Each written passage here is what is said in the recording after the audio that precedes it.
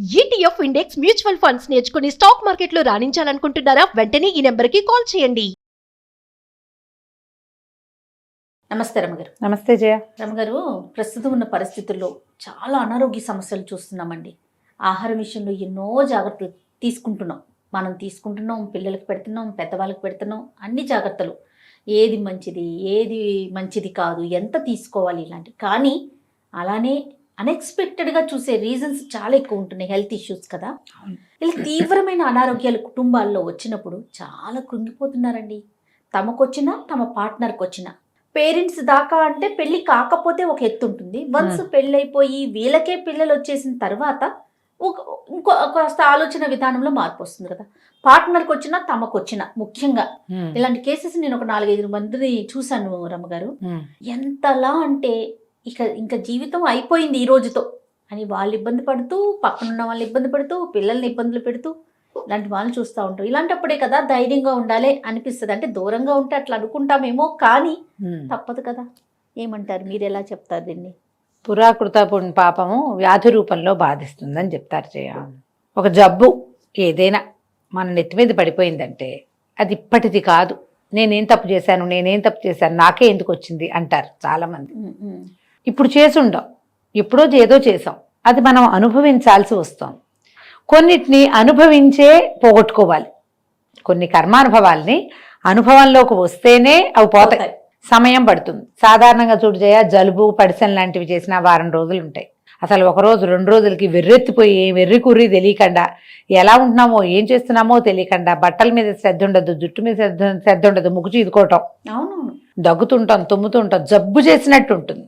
4వ రోజుకి దిగుతుంది, 5వ రోజుకి తగ్గుతుంది, 6వ రోజుకి ఉన్నానంటుంది, 7వ రోజుకి ఏమీ ఉండదు. ఇంతే.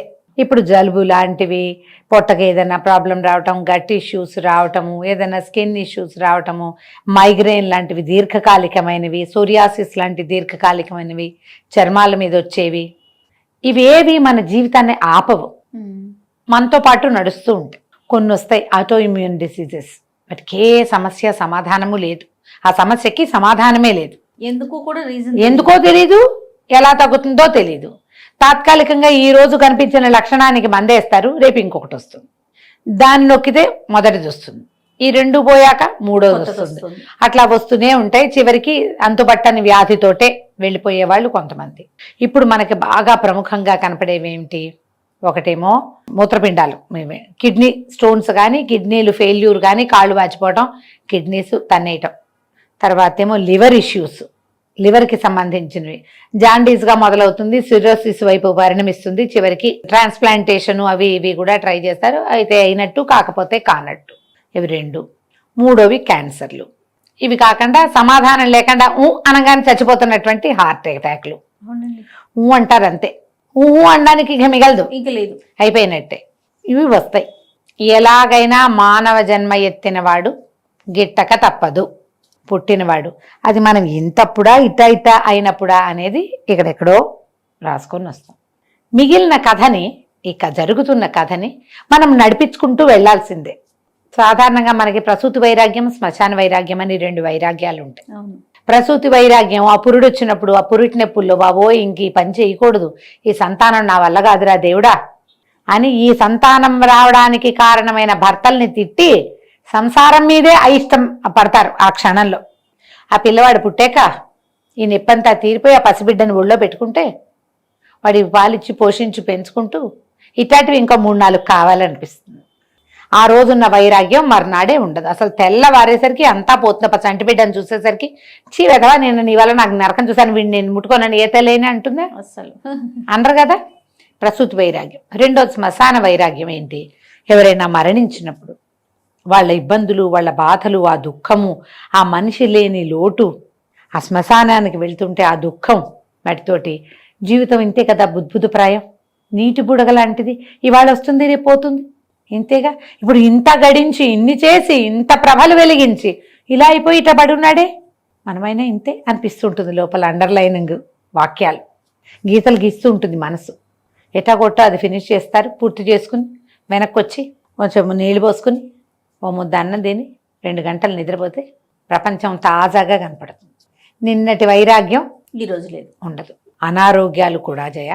ఇవాళ మనకి అనారోగ్యం సడన్గా సడన్ తెలుస్తున్నవి క్యాన్సర్లే.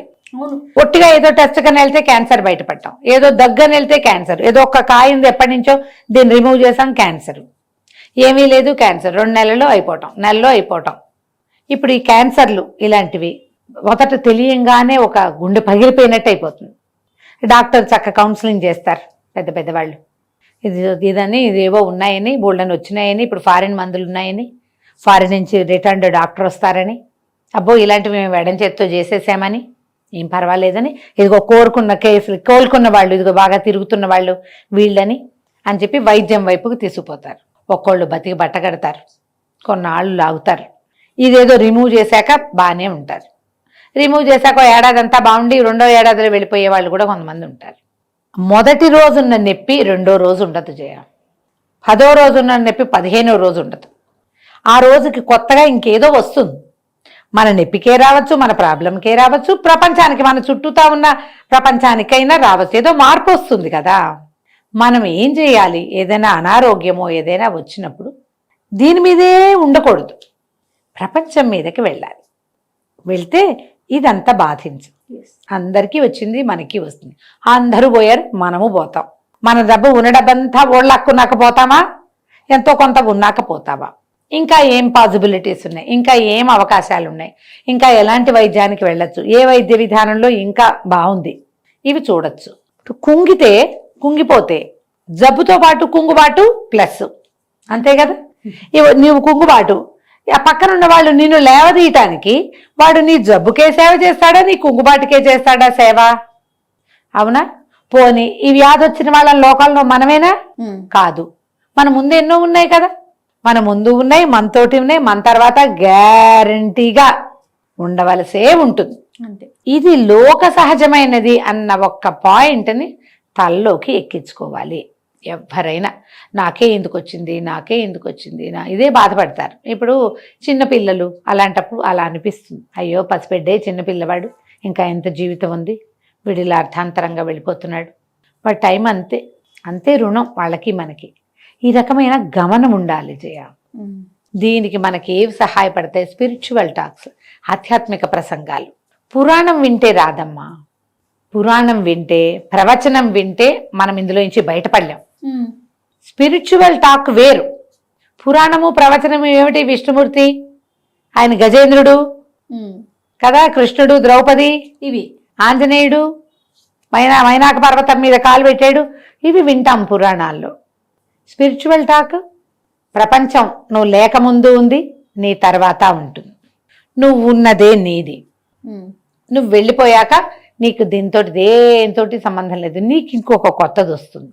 ఈ లోకం అనేది ఒక తెర, ఆ తెర మీద ఎన్నో బొమ్మలు వస్తాయి. ఈ బొమ్మల్లో, ఈ నాటకపు తెరలో నువ్వు ఒక పాత్రవి. నీ ఏ పాత్రని ఎలా అంతం చేయాలని ఒక రచయిత ఎట్లా రాస్తాడో ప్రకృతి కూడా అట్లా రాసి పెట్టుకుంటుంది. నీ పాత్రని పొడిగించాలంటే నీకు సరైన వైద్యుడో, వైద్య సహాయమో, సలహానో కావాలి. నీ వ్యాధికి ఒక విరుగుడో వస్తుంది, నీ దగ్గరికి ఇస్తుంది ప్రకృతి. కాదు, నీ పాత్రని ఇప్పుడే పూర్తి చేయాలని ప్రకృతి భావిస్తే నువ్వు ఇలాగే వెళ్ళాలి, నీ ముద్ర ఇక్కడ ఈ రకంగానే ఉండాలని ముందే రాయబడి ఉన్న మాస్టర్ ప్లాన్లో ఉంటే ప్లాన్ ప్రకారమే జరుగుతుంది. నువ్వేం చేయగలవు దానికి? జరుగుతున్న ప్లాన్కి కొంచెం చేతులు కాళ్ళు కదిలించి నటనే మనం చేసేది. దీంట్లో మనం ఏం చేస్తాం? ఈ ప్లాన్ని బాగా ఎన్హాన్స్ చేయటానికి, బాగా కుదిరించటానికి, జరుగుతున్న నాటకము బాగా కుదిరించటానికి మనం ఏం చేస్తాము? మన వంతు మనం ప్రయత్నం ఎట్లా చేస్తాం? భగవదారాధనతోటి ప్రయత్నం చేయి, ఇతరులకి సహాయం చేయటంతో ప్రయత్నం చేయి. నువ్వు పోయాక కూడా నీ ముద్ర అద్భుతమైన ముద్ర ఉండేలాంటి ఆలోచన చెయ్యి. కుంగుబాటుతోటి పోగొట్టుకోవద్దు. నువ్వు ప్రవచనం విన్నదానికి ఈ వాక్యాలకి తేడా ఉందా లేదా? 100%. ఇది విను, ఇలాంటివి తెలుసుకోండి. మనం ఉండి చక్కటి ముద్ర వేద్దాం, చక్కటి ఒక అద్భుతమైన సువాసనని ప్రపంచానికి వెచ్చి పెడదాం. అవుతుంది, ఇట్లా అందరూ అవుతారు, మనం ఇలా అవుతున్నాం. ఈ ఆలోచన విధానం వస్తే సులువుగానే ఉంటుంది. జబ్బులు లేకుండా ఎవరున్నారమ్మా? ఏ కాలంలో ఎవరు మరణించకుండా పేటేసుకుని కూర్చున్న తాత ముత్తాత ఉన్నారా? మన తాత ముత్తాత లేరు. నాయనమ్మ ఉందా? మన చిన్నప్పుడు ఉంది, ఇప్పుడుందా? లేదు. ఇప్పుడు మన మనవాళ్ళకి మన నాయనమ్మ, మనం మాత్రం ఉంటాం ఇక్కడ, అదే కదా. ఉండం కదా. కాకపోతే నువ్వు అన్నట్టు అనారోగ్యం వచ్చేసరికల్లా కుంగుబాటు వస్తుంది. ఈ అనారోగ్యానికి అనుపానం చూసుకోవాలి, వైద్యం చూసుకోవాలి, సహాయం ఎక్కడి నుంచి లభిస్తుందో చూసుకోవాలి. పాతకాలంలో చెప్పేవాళ్ళు చేయ సంసారం గుట్టు రోగం రట్టు అని. సంసారం గుట్టు, మీ ఇంట్లో ఏదో ప్రాబ్లం ఉంది లోపల లోపల చెప్పొద్దు. ఇప్పుడు ఏం చేస్తాం, సంసారం గుట్టు లేదు, సంసారమే రోడ్డు మీద పెట్టి ఫేస్బుక్ లో పెడతాం మనం. గుట్టుగా రట్టు చేయవలసిన రోగాన్నేమో ఎవరికీ చెప్పం. నీకు లోపల ప్రాబ్లం ఉంది, అది శరీరానికి సంబంధించిందే కాదు, మనసుకైనా నీ సమస్యని బయట పెడితేనే దానికి సమాధానం లభిస్తుంది. ఇంటి సమస్యలు బయట పెట్టామనుకో వెంటనే ఏమవుతారు, చుట్టుపక్కల వాళ్ళకి చులకనవుతాం, ఎవరైనా అల్లరి పాలవుతాం, ఎవరైనా అడ్వాంటేజ్ తీసుకుంటారు, సమస్యలు పెరుగుతాయి తగ్గవు. తల ఒక పక్కన ఈక తోక లాగుతారు. అదే రోగం ఉంటే బాగుండలేదు, బావులా సోరియాసిస్ ఎవరికి చెప్పుకోవట్లేదు, దాచిపెట్టావు, ఎవరో డాక్టర్ దగ్గరికి వెళ్ళావు, అది మసిపూసి మారేడికాయ అయింది, లోపల ఉంది. ఎప్పుడైనా ఓసారి నీకు టెన్షన్ వచ్చినప్పుడు దురద వచ్చేస్తూ ఉంటుంది. ఎండాకాలమో శీతాకాలమో డ్రైగా అయిపోయి బాధగా ఉంటుంది, బయటకు కనపడేది కాదు. దాచిపెట్టుకుంటే ఏముందమ్మా, ఎవరికైనా చెప్తే నాకు సోరియాసిస్ అంటే బస్సులో ఒకళ్ళు పక్క బస్సులో కూర్చున్న వాళ్ళు, మొన్న మధ్య ఒక కేసు సోరియాసిస్ చాలా మంది ఉందండి. హోమియోపతిలో బ్రహ్మాండంగా తగ్గింది. మాకు తెలిసిన ఒక డాక్టర్ గారు ఉన్నారు, ఆయన భార్యకి వచ్చింది, ఆవిడ బాగా తగ్గి ఆవిడ చాలా అద్భుతంగా ఉంది. ఇప్పుడు అక్కడికి వెళ్ళండి అని ఫోన్ నెంబర్ ఇచ్చారు. ఓహో, నిజంగా ఇలా ఎంతమంది వస్తారో జయ. ఇది ఎప్పుడు జరుగుతుంది, నువ్వు దాచిపెట్టుకుంటే జరగదుగా, అస్సలు జరగదు. ఇప్పుడు మనం ఏం చేయకూడదు, అసలు మా అత్తగారు అసలు మంచిది కాదు, వాళ్ళ అన్నయ్యలు చాలా రౌడీలు అని బస్సులో ఎవరికైనా చెప్పావనుకో, ఆయన పోయి ఏమంటే మీ అన్నయ్య రౌడీట్ కదా అని ఎడుగుతాడు అత్తగారిని. కొంప మునిగిపోతుంది. అవి చేయకూడదు, అవి మానేసి ఇది పెంచుకోవాలి. ఏదైనా మనకి ఆరోగ్య సమస్య ఉంటే దీన్ని ఎవరైనా ప్రశ్నించినప్పుడు మొహమాట పడకుండా వదలాలి, బయటికి చెప్పాలి. చెప్తే ఈ వ్యాధి ఫలానా చోట కుదిరింది, ఫలానా వైద్యులు కుదురుస్తారు, ఈ రకంగా ఉంది అని మనకి సహాయం దొరుకుతుందమ్మా. కాబట్టి ఎవరికైనా చెప్పండి, మీకు ఏదైనా ప్రాబ్లం ఉంటే. నలుగురితో మాట్లాడడం వల్ల మనసుకి తేలిగ్గా ఉంటుంది. మీకు కుంగుబాటే ఉందనుకుందాం, ఒకవేళ చాలా డిప్రెషన్లోకి వెళ్ళిపోతున్నారు, ప్రెషర్ తట్టుకోలేకపోతున్నారు, రేపొద్దున ఏమవుతుందోనని భయంగా ఉంది, మాట్లాడుతూ ఉంటే తేలికిస్తుంది. లోపల పెట్టుకుంటే గుండెల్లో మూట పెడితే ఏమవుతుంది, దేని మీదైనా అణిగిపోయి చివరికి నేలకి కోలికి వెళ్ళిపోతుంది.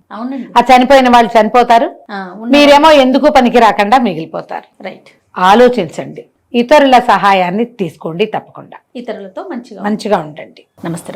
నమస్తే జయ.